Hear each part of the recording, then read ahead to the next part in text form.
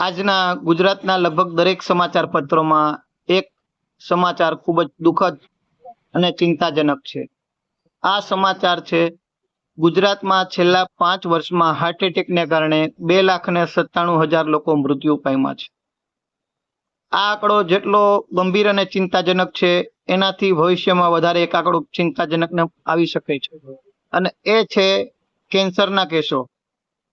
હાલમાં ગુજરાતમાં કેન્સરના કેસો પણ એટલા વધી રહ્યા છે અને હાર્ટ એટેકના કિસ્સાઓ પણ વધી રહ્યા છે. આ માત્ર મોટી ઉંમરનામાં જ હાર્ટ એટેકના કિસ્સાઓ નથી વધી રહ્યા.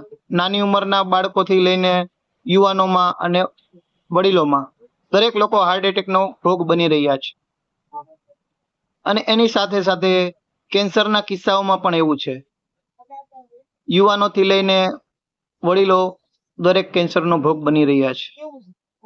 આ પરિસ્થિતિને ધ્યાનમાં રાખતા દરેક વ્યક્તિએ પોતાના પરિવાર માટે મેડિક્લેમ લેવો ખૂબ જ જરૂરી છે.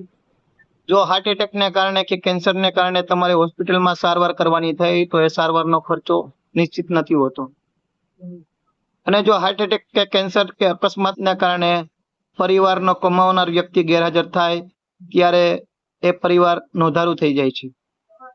એના માટે આર્થિક સહાય માટે તમારે દરેક લોકોએ તમારા પરિવારનો ટર્મ પ્લાન લેવો ખૂબ જ જરૂરી છે.